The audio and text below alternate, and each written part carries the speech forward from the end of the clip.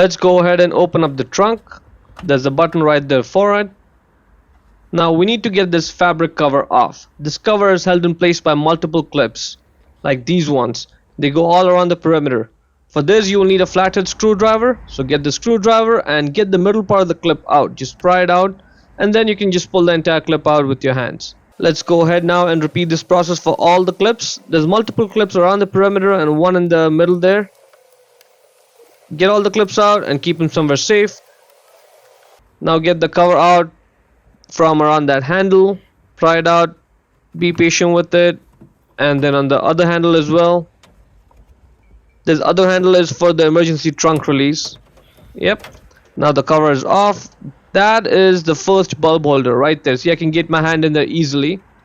All we now have to do is just grab it and twist it left to loosen it. And now it's loose, and you'll be able to just get the bulb holder out straight. You may have to wiggle it, but it'll come right out. To get the bulb out, just grab the bulb and pull it out straight. Again, even with the bulb, you may have to wiggle the bulb a little bit as you're pulling it out, but it'll come right out in a few seconds. The bulb size is right there on it, W5W or 168 or 194. It's all the same. Just get the new bulb, align it and push it in to secure it in place. Let's get a different view of this. To put the bulb holder back in, you may have to do some twisting and turning before it actually drops in properly. Like that. That's good.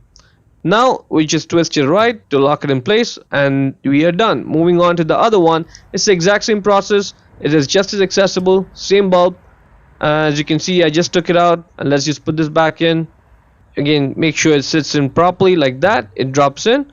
Now just twist it right to lock it in place. And now let's put the fabric cover back on. Just get it in place like that, and that one clip in the bottom, let's just get that in place first.